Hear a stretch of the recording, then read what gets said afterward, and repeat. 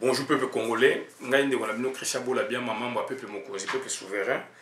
Na ye koloba lelo makambo ya mboka toujours, mboka ezali bien te parce que tozali na ba moment moko difficile, tozali ba moment moko fatidique na kati ya mboka na biso.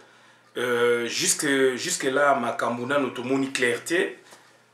Éclairci na nebimité na kati ya Congo yango moni tozali pe ko intervenir makasi et tozali ko linga éclairci wana ezala na côté na biso puisque eza mboka na biso et boyebi ba tu oyo ba côté na biso ba tu ya mabe ba voisin ba côté na biso ba joa bo konzi na biso ba lingi ko longwa na pouvoir te et ba lingi ko longwa na pouvoir te.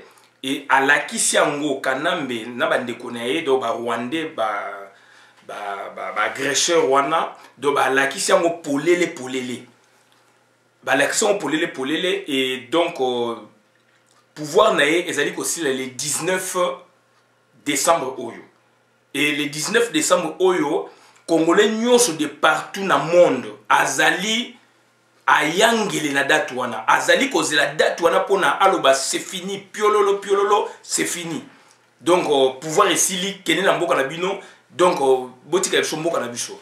Voilà notre discours, voilà discours ya ba congolais, voilà discours ya ba combattants, voilà discours ya ba résistants.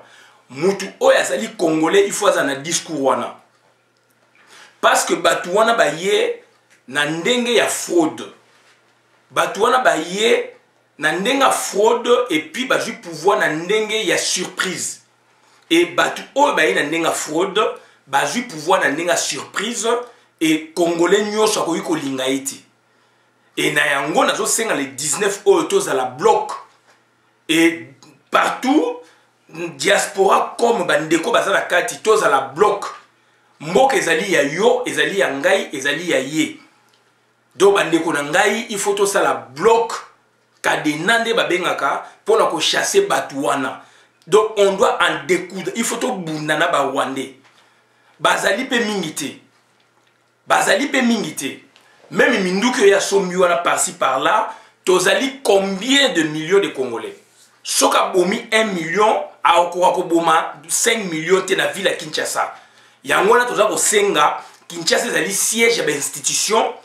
Kinshasa ezali siège ya nation congolaise. Kinshasa ezali ya ba congolais. Donc il faut se prendre en charge. Il faut descendre partout place tozali na ba balabala ko book donc ko book ba institution oyo ezali wana ezali konyo la peuple. Ovanda kana commune Songolo Pakala. Bureau de quartier ezali il faut ko booka. Bureau commune ezali il faut ko booka. Ba gendarmerie, ba police, il faut que bouka. Et palais de la nation, il faut que bouka. Ba mdaku ya ba ministre, il faut que bouka. Ba ndako ba ndeko na mona basema, il faut que bouka. Ba ndeko na nga ba ye ko piller mboka et puis ko boma batu. Ba ye ko piller mboka et puis ko boma batu. Donc ba zo ko boma batu, musu ba zo ko boma po ba tekaka ba nzoto nzoto donc ba nzoto ya ba cœur pareil moko donc important ya nzoto amutu baza koteka ngo libanda bazoteka ba rein bazoteka ba cœur bazoteka ba foie bazoteka ba boyeboye donc baza ko sala commerce illicite ya ko boma batu mingi bazokufa na Congo wana baza ko mona na te baza ko bunga baza ko dépêcher bango bazozwa ba pareil wana pièce moko donc importante na nzoto amutu na bengango pièce entre guillemets ba organe wana de baza que nous tekela ngo na libanda et bandeko na ngai donc ça rapporte gros et bandeko na ngai batouane il faut ko bengana bango to viva boyete mboka na mboka eza na coutume nango eza na habitude nango et bandeko na ngai tant to accepter coutume oyo ba yeli biso to vani nango 20 ans et comme le cola normal. Ndenge baloba, l'habitude a la force d'habituer même à l'inhabituel.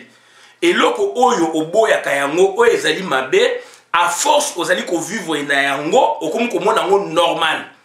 Donc obosani même moralité. obosala ba principe ya mboka na bino ba principe oyo ya bokoko na bino bandeko na ngai ba Rwandais ba Ougandais ba Burundais bazali bandeko ya Afrique et biso tozali na bango peuple africain mais tozala ba mentalité ndenge moko ti et pour preuve biso tozali colonisé Rwanda Burundi bazali jamais colonisé bazali administré do bandeko na ngai il faut biloko na toyeba yango malamu tant bakaboli mabele na Afrique na 1885 Rwanda ezali na royaume nango donc baye ko zwa administration contact na mundele ko bana na 1899 presque 1900 et na 1901 ba missionnaire baye ko ya na Rwanda pona ko civiliser peuple wana donc biso déjà entre guillemets puisque chaque nation a une civilisation na méthode ba civilisation européenne biso déjà parti à 1876 74 17 16 ti 1800 officiellement 1887 ba kabola Afrique ba missionnaire protestant ba catholique ba yaka na Afrique au ba kabola qui dans le Congo était indépendant du Congo mais Rwanda ezali na royaume ba ina na royaume na bango na roi na bango wana Kigali soki nani Kigeri so nani Kigeri 4 donc wana bangwana zalaki mwami bazo benge mwami et bazaka na 3 ethnies donc bazaka na 3 tribus 3 ba autochtones ba kolo mabele Afrique donc ba pygmée Hutu ba bantu comme biso et puis tuti ba utaki kota likolo ba yaki ba s'installer wana et donc ba bengaki ngo nyosu bazali ethnie Banyarwanda mundele ndeta nga vu bokonzi ba belge na ba 1934-35 de ba sali manipulation ethnique na ndenge eyosa ke ba yoko matisa ba tuti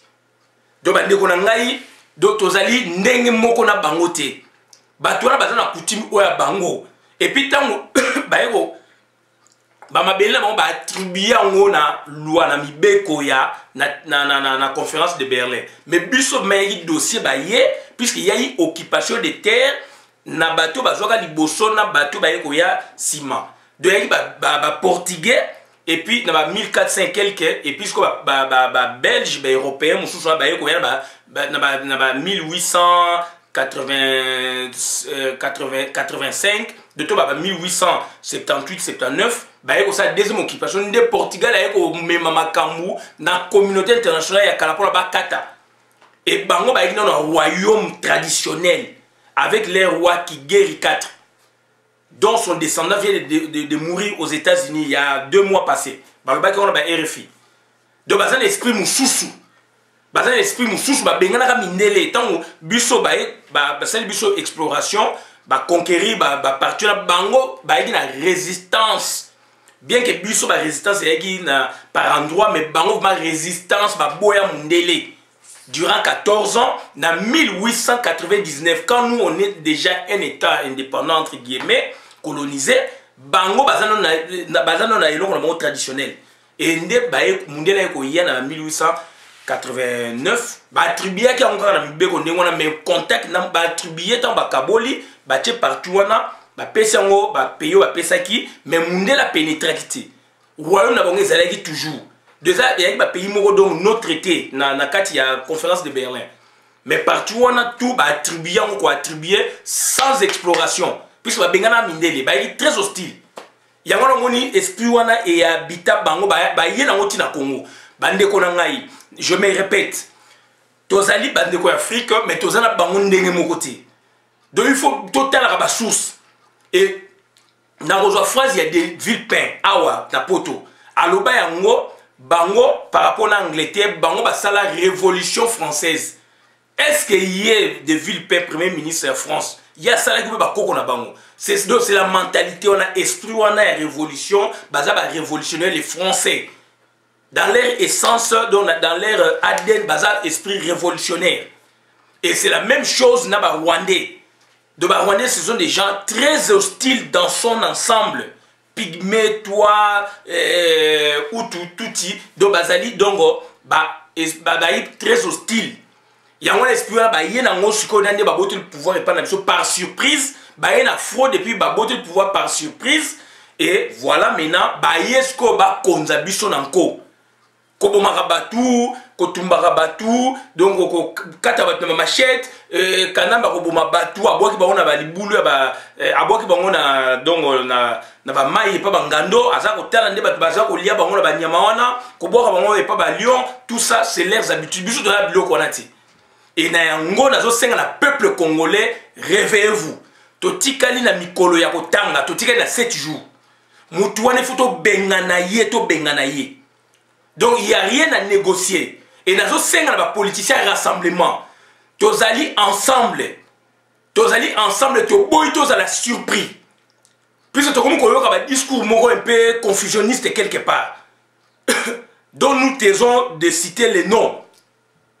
Donc, tous autres qui sont politiciens, au bazali na kata rassemblement, tous la confiance na bino, on est ensemble. Notre but, notre objectif est de bengana batuana. Notre objectif est de bengana batuana.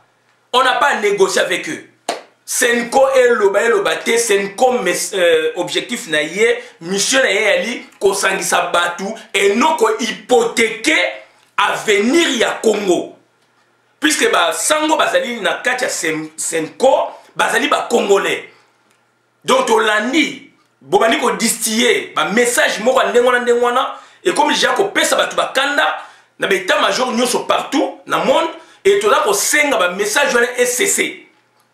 Ba message wana SCC boboyi ko za responsabilité bozo boa ke nango Senko et to senga na Senko azana mission na ye ya ko sangisa batu pona ba luka consensus. Consensus c'est que le Kanambe ba Rwandais basa un avantage sur le Congolais. Donc Senko naza ko répéter naza catholique. Naza ko répéter nazali catholique. Et en tant que tel naza ko senga na Senko donc église catholique to ebi valeur na bino to ebi force no to ebi misala bo sen na mboka wana. Et to boibo hypothéquer avenir ya mboka, avenir ya ba Congolais likolo ya Kanambe, avenir ya ba Congolais likolo ba Rwandais. Puisque tu yoki déjà que donc rassemblement n'était ligne Zouakara primature, mais ça serait une grosse erreur. Ça serait une grosse erreur pour la nation congolaise. Nous ne pouvons jamais accepter ça. Nous ne pouvons jamais accepter ça. Et biloko wana SCC. Et tout ça ko senga na biloko wana SCC. Botika ko distiller biso ba biloko wana na ba internet. Batu ba kufi mingi na biloko wana. Batu ba kufi mingi na biloko wana. Et to boyi biloko wana que rassemblement zo senga primature. Et pourquoi to bundaki? Sur le rassemblement zo senga primature, pourquoi to bundaki? Donc il y a un mot to kene musika mingi mingi te, on est ensemble. Tu as au senga SCC ba message à nengwana. Tu as besoin d'un moté. Tu as besoin primature té. Dit ba PCA a eu pouvoir par surprise. Comme on va salaki na ba multinational ba tout power a bouffé 5 ans. Boye ko pesa 2 mandats. Mandé comme na souka est-ce que comme ce OK pour la disait puisque à partir le 19, à partir le 20 tout tombe dans le bayango. Toutes les institutions du Congo tombent au 20 décembre de ce mois, donc d'ici 8 jours, tout tombe au Congo. Et dans cela, donc nous comprenons que Bokoti a deuxième dialogue pour parler du Congo. Bokoti a deuxième dialogue pour parler de Makama Congo, l'avenir il y a Congo et sans Kanambe. L'avenir il y a Congo et sans Kanambe. Bande konanga ba Congolais, bande konanga ya diaspora, bande konanga résistants, combattants et les autres de la diaspora, et puis bande konanga o bazali na Congo, tous à la vigilant. Tous à la vigilant. Tu vois qu'on n'a jamais to continuer sur na Hippolyte Kanambe. Tu vois qu'on n'a jamais to continuer Hippolyte Kanambe. Azali mutali bosote o ya la ki si entre guillemets kazana force et va confondre et après. Azali mutali bosote o ya la ki si qui a la force et qui va confondre et après. Nous avons un discours que le climat est apaisé, donc il y a des élections, mais abomi déjà plus de 16 millions. Makile c'est un abomi plus de 16 millions. tant que mindele non bazali côté na ba bomi hier en tête a bomi plus de 16 millions puisque tant bazali ko ya déjà commandant en chef et ayo ko komana bokonza plus de 16 millions par rapport ya oni ezali makile c'est tanga mingi et le lo ba mindele on bazali côté na biso et ba sanction pe ezali ciblé et ba ni ko kweya ba lingi changement France azali koloba François Hollande aza koloba Marc Ayrault aza koloba Obama azali koloba Trump abani pe ko guetter Conseil de sécurité Congrès américain etc. Canada Chine bakomi koloba Russie bande ko nanga bolingi sko makambo ndenge nini soka azali enfant roi azonga na mboka na bango pa royaume ndenge zalaki donc azonga na mboka na bango kuna akino ko sala ba aventure na ye. Il n'est pas spécial, il a tué notre pays. Et regardez les infrastructures dans l'état dans lesquels, n'est-ce pas, elles se retrouvent. Ben, infrastructure Yamboka, éducation nationale, santé publique, santé publique, bon, plutôt à Malongé Zate, Moutoussola qu'il faut traiter, il faut mbongo, mais nous on a vécu quand même dans le Congo, ok, une carte d'endroit équivalente, n'est-ce pas, à carte vitale. On prenait tout, donc on avait soins médicaux, pharmaceutiques, il y a on fait. Et comment expliquer Moutou Azali Kolinga toujours continuer et un étranger et Bino Bozali Kokote là. Et Bozali Kobangaye. Kadhafi alekaki na Minduki. Saddam Hussein alekaki na Minduki. Mobutu Sese Okuku Wazabanga alekaki na Minduki. Et azali plus influent que les cahiers. Bande konangai bolingate 4e voie ebima. Bande konangai bolingate 4e voie ebima. Oye ko balayer tout le monde. Bolingate 4e voie ebima. Oye ko balayer tout le monde. Tout ça ko prévenir bino. Et puisque l'histoire en Mboka, tu es bien haut. Tu es bien histoire, il y a une institution en Mboka. Bande konanga, il n'a pas de la batnews tout. Donc, banner est comme surchauffé. Parce que la vidéo, c'est comme si on prépare psychologiquement les gens. Nous n'en avons pas besoin. Nous avons besoin de la population et nos besoins de nous. Besoin de la population, c'est quoi? Le départ immédiat. Imminent, il y a Hippolyte Kanambe. Donc le 20 décembre, à Kouzasuna Mbokate. À Kouzasuna Mbokate. Et na yango nazali ko exhorter ba Congolais de partout et surtout bazana Kati bande konangai, il faut ko buka. Il faut ko boma ba Rwandais et surtout groupe wana o ba kangeli biso pouvoir. Et le autre zali ko mona ba Azera Surubewa ayena na dialogue 2. Pour faire quoi? C'était l'étranger. Pour faire quoi? C'était l'étranger. Et Nayango, donc, nous risquerions de cautionner statut na bango. Oyo, entre guillemets, ba Congolais. Puisque en sociologie ou en anthropologie, on dit quoi? Nous sommes des autochtones. Autochtones, les ba kolo mabele. Dans la constitution, il y a Loulouabou. Il y a le 1er août 64. C'est bien clair. Et constitution et où tu vois l'élément dans mingi et où tu parce que sangana qui na conférence il y a table ronde à Bruxelles. Et la conférence à table ronde à Bruxelles il y a 16 résolutions botanga yango. Et 16 résolutions là yango nande et qui base il y a ba données yango yo politique au ba couleur comme sous forme juridique na loi fondamentale. C'est la même chose ne ba sale ba corps à city ba couleur sous forme politique, sous forme de compromis politique, sous forme juridique, et comment dire, constitution et transition. Et c'est de la même façon que comme la période Oyo Bimakawana. Kanambe Atindi Ndekonaye Kamere a créé 3e voie, côté dialogue 1 avec Kodjo. C'est la résolution de l'accord na Bangwana.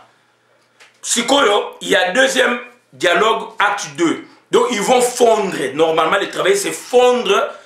Battre à point divergent, convergent, comme ça va fondre le Koana et comme un compromis politique global, donc entre guillemets inclusif.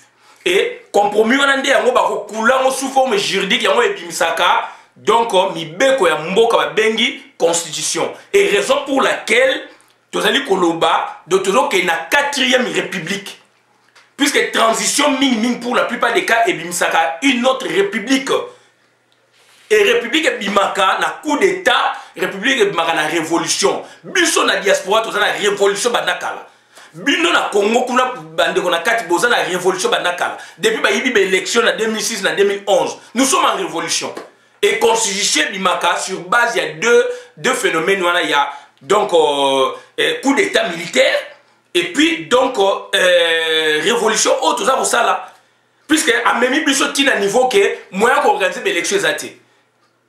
Prétentieux, capricieux, mais avant ça on a famille na bango, avant ça on a mboka na bango. Comment ça mboka ba y a pas prétentieux, ba capricieux na niveau mboka, y a république. Puisque on a ce qu'on a sali ko boma batna encore dans l'entretien yibi ba milliards boko ça c'est l'élection. Et puis beaucoup ko lobake et c'est un lobby appuyé par les puissances occidentales, communauté internationale qui est Tokozalana Kanambe donc et puis Kanambe Sikoyo Tokolongole ba griffe wana donc le président il va gouverner, il va régner et non gouverner. Mais ndeko nangai on a vécu ça, on a terrain parlementaire debout, membre IDPS. On a vécu ça sous Mobutu. On a vécu ça sous Mobutu avec Papa Tshisekedi. Combien de fois? Donc il faut donc il va régner, le président de la République, il va régner et non gouverner. Et qui va gouverner, c'est le Premier ministre. On a vécu ça. 90 ti afdeleye, c'était ça la chanson. Solution est au monarchie et l'autre au côté. Solution est au monarchie et l'autre au côté. Il y a un autre pour prévenir par découper au bas vivre la période où on a été. Makambo sur internet que le président donc va reconduire entre guillemets et l'obami entre guillemets mais l'obami. Ils ont insinué ça intelligemment mais nous avons capté. Il y a un toujours babo rectifier tir. Toujours senga bo rectifier tir.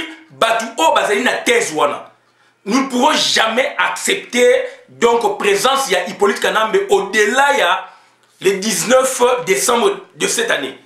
On ne peut jamais accepter ça.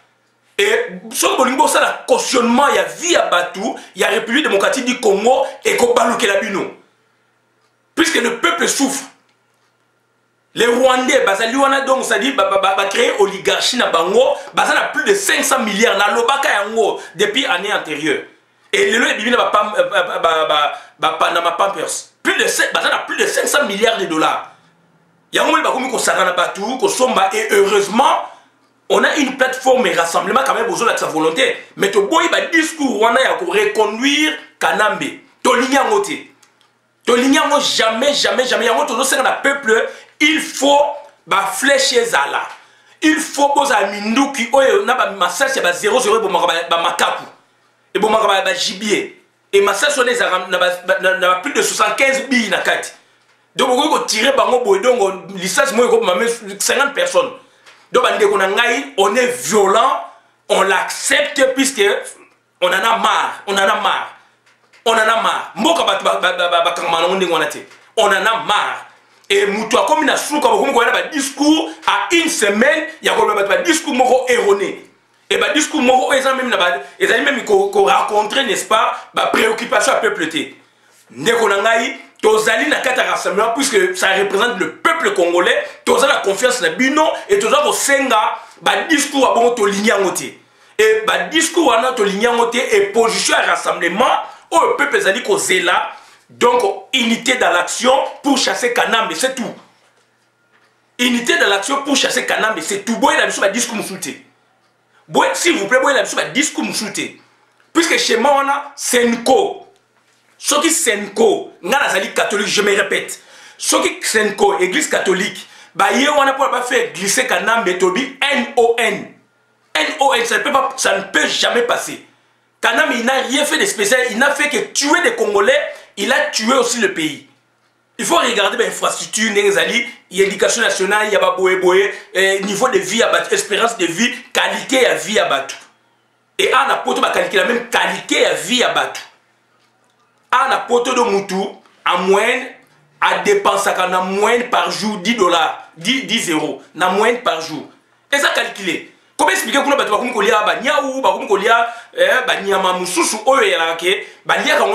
cérémonie, rituel, kolo.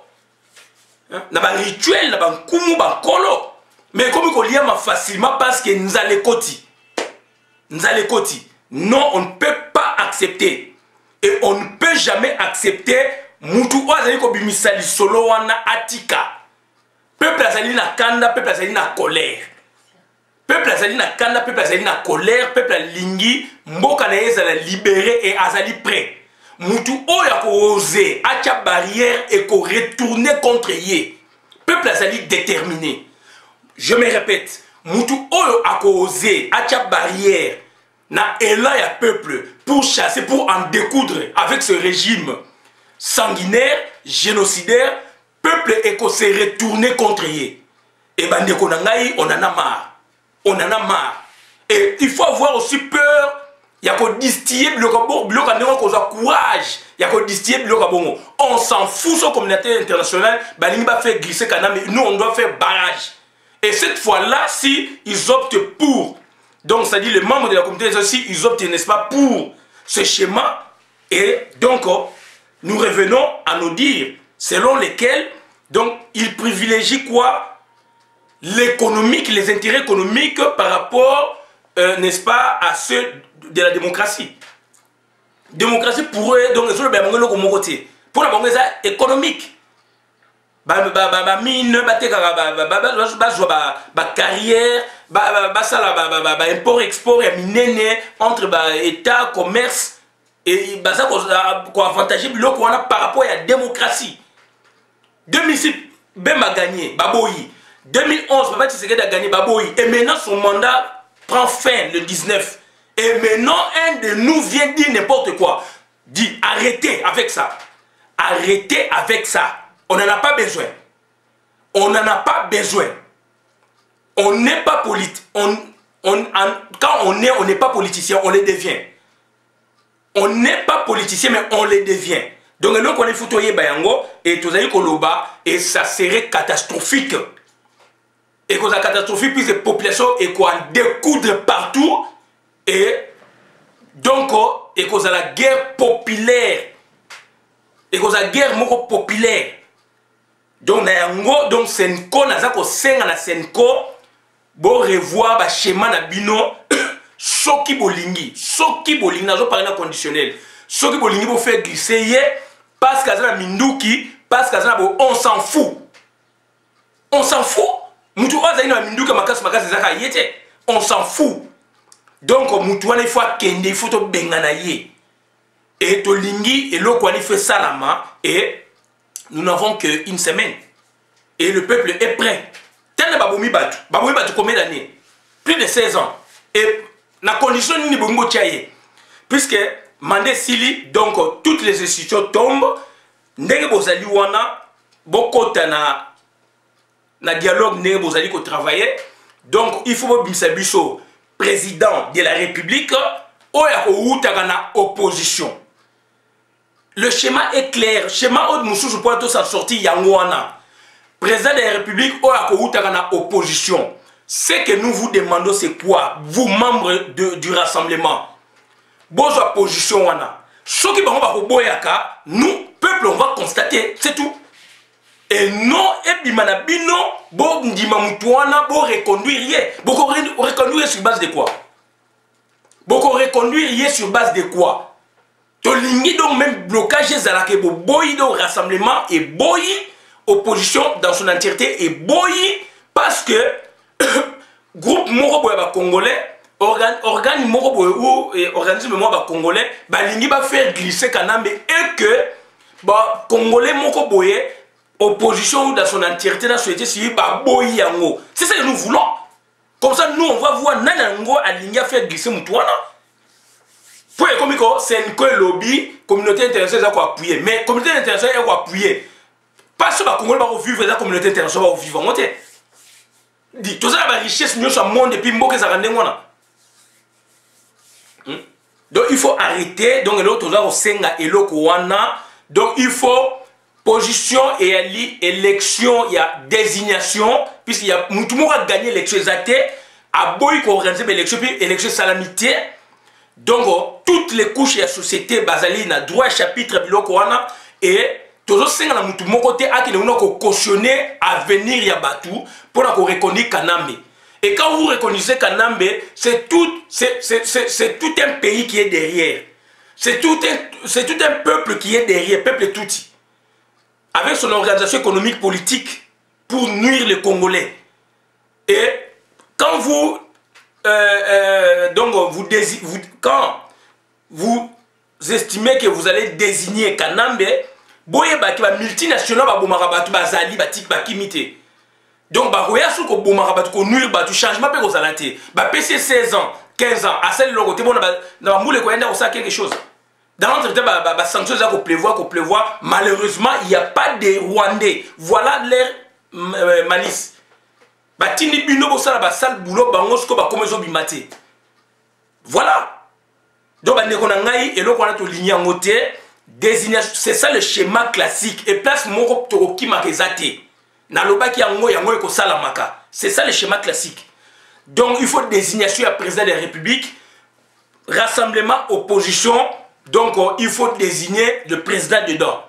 Il faut to yoka ke bino mo désigner et que groupe mo boy ba ndimi Kanambe. De suite au côté de la troisième dialogue, on s'en fout. Mais tout le monde est là wana, donc biso c'est donc Kanambe a ko za soutien. A ko za soutien so bino bozali bien biso za bien té, mité mais za bien té, ba famille za bien té, ba bomi pe batu. Et mboka pe ezali té, mai ezali té, ba kisi ezali té, hygiène ezali té, tande ba foule comme partout. Et puis, vous reconnaissez Batane wana. Et quand vous reconnaissez, n'est-ce pas, Kanambe, bah, ombre de Batouana Bazali, Roubé ou à ministère, puisque vous allez partager le pouvoir. Tant que vous payez présidence, hypothèse au bureau Bobimisi, vous payez présidence de la République, tant que la présidence de la République, soi-disant, il va régner et non gouverner. C'est une aberration. Là, maintenant, nous tombons dans la logique, il y a monarchie constitutionnelle. Roi Zaliwana, roi règne, mais il ne gouverne pas. Qui gouverne, c'est le premier ministre. Donc, tu as un système. Tu as limite et ça m'a puisque expérience passée, Mobutu, na papa Tshisekedi, tout le monde, c'était ça. Sous quand on a comme na primature, c'est le premier, primature, na opposition, entre guillemets, neto rassemblement. Et ce que comme il y a le sous-président de la République, sous Agoya, on est comme un domaine réservé. On a vécu ça avec Mobutu. On a donc, comme je dis, domaine réservé. Et domaine réservé, ce que le président de la République a jamais armé, a Roubaix ou a Rwandais, puisque là maintenant vous cautionnez donc au statut Nabango, donc a Rwandais, Moutuna confiance, chef d'état-major a Moutuna confiance, donc il prend toute l'armée. Ça c'est de 1, il va prendre la justice, 2, il va prendre les finances ou, n'est-ce pas, l'intérieur. Et papa Tshisekedi jusqu'à ce qu'il bon, prenez tout, mais laissez-moi la justice. Mobutu a paniqué. Bon, et comme il est sous négociation, c'est que bon, na tikelio armé, na tikelio boé, donc na vu intérêt na justice. Mobutu a boy. Oh non, et ça va domaine mogo réservé tout ça. Ba domaine doit bien régalien ya moka. Donc on a toujours que nous ba schéma de c'est les cas tout monango. Oh ba monango te ngana monango to vivant donc il y a na archive ya histoire Congo. Et simbate et soukaka. Est-ce que Mobutu andimaka? Mobutu a chenaka. Et papa Tshisekedi dans loba yango. Na ba forum ndenge tozayi ko zala na UDPS na terrain. Un dictateur ne se convertit jamais en démocrate. Donc bon comme ça Kanambe Mikolo des démocrates. Dit mettons makamuni. Donc discours au peuple ça causé là Kanambe il faut que niveau ça la bloc.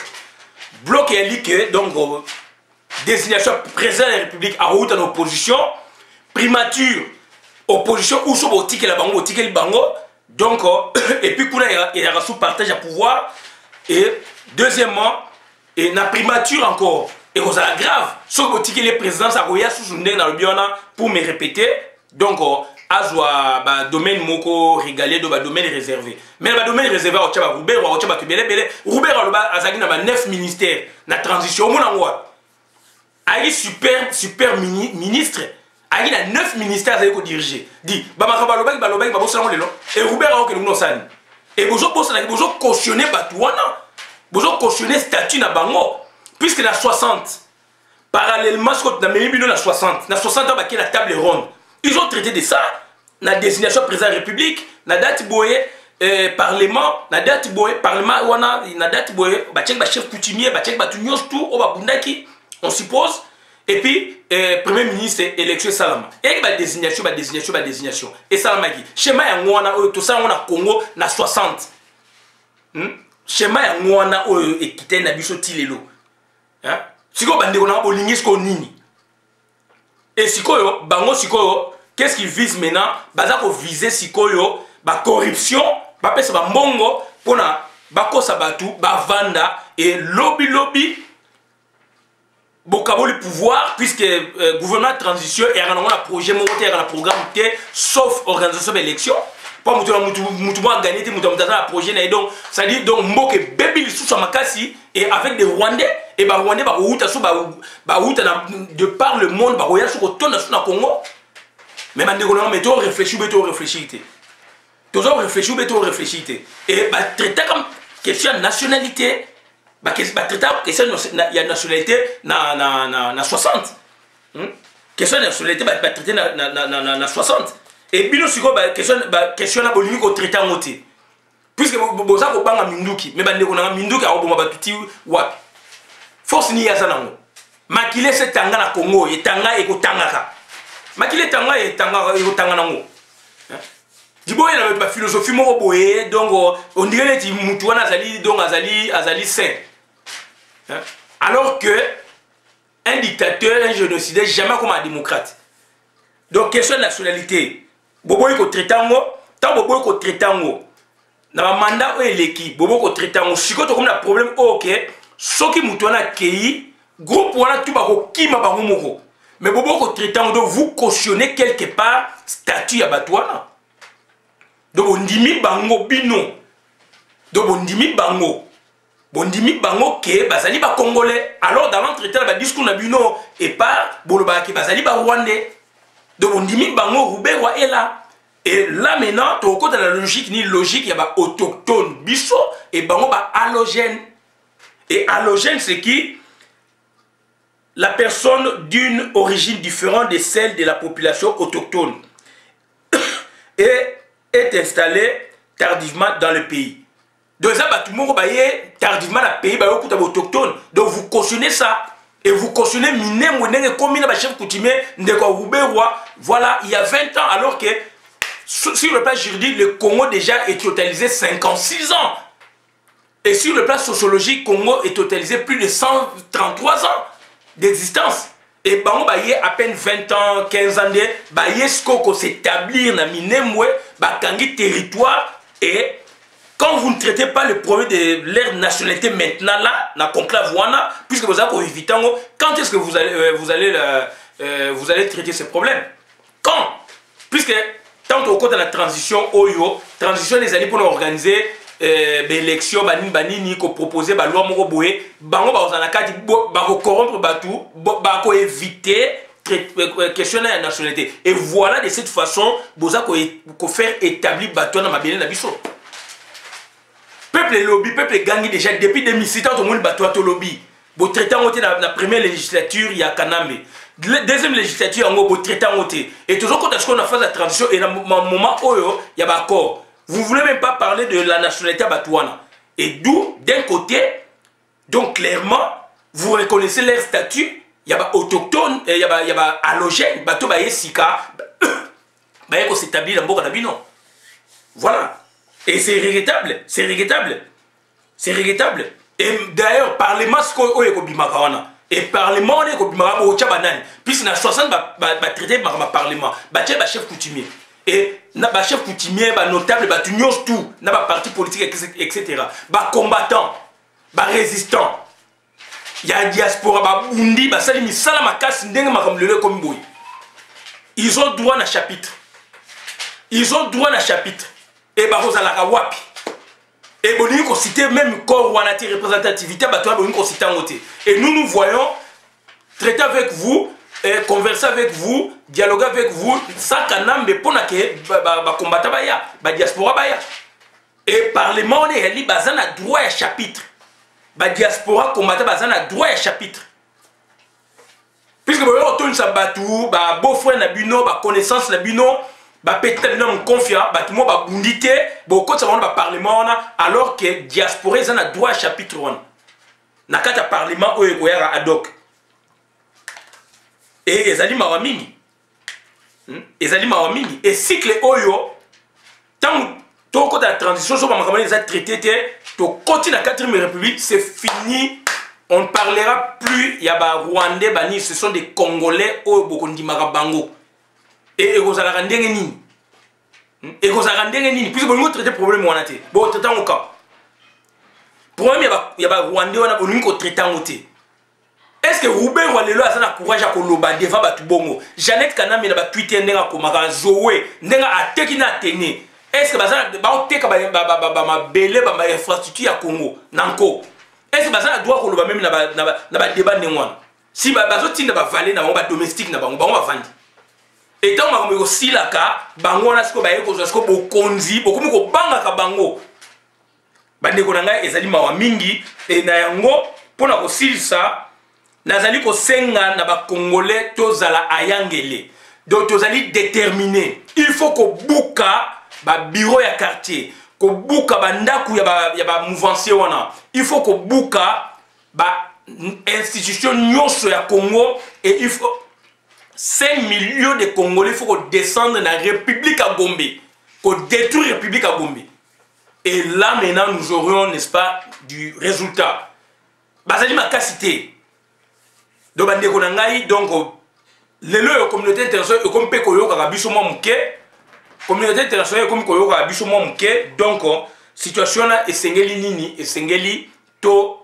zanango maele donc batuana il faut ko bengana bango batuana il faut ko bengana bango mutu azali ko distiller pour préparer psychologiquement batu to boyi discours wana to boyi schéma wana que le président de la République va régner et non gouverner to monyango na transition na période Mobutu ti na ndenge makambo ko changer. Donc Mobutu a changé à quitter. Boy la biso schéma wana ti Mobutu a changé à quitter. Bilongo basana wana ba démocrate Mobutu a changé à quitter. Donc bande ko nanga nazali ko senga na ba nyosu ingeta victoire eza côté na biso et ko zalaka ya biso tozali bana ya Congo bana ya somi mboka ezali ya biso tozali déterminé et cycle oyo soki to raté yango c'est fini. Balingi ko traiter makambu ya nationalité te. Balingi ko traiter makambu ya mboka malamu te. Et ba komi ko bisa biso ke Kanambe donc ba reconnu sur base de quoi? Sur base de quoi bo reconnu ndoka ndengwana? Sur base de quoi bo reconnu batandengwana? Donc bande ko ngai donc yango to lobi na banyosu ingeta victoire eza côté na biso et kotika la ya biso tozali bana ya somi bana ya Congo bolanda video malamu mutu abangisa muninga te mutu abangisa muninga te donc mboka ezali ya biso et kotika la ya biso il faut ko benga na batu wana et na lobi na batu nyosu merci bolanda video malamu.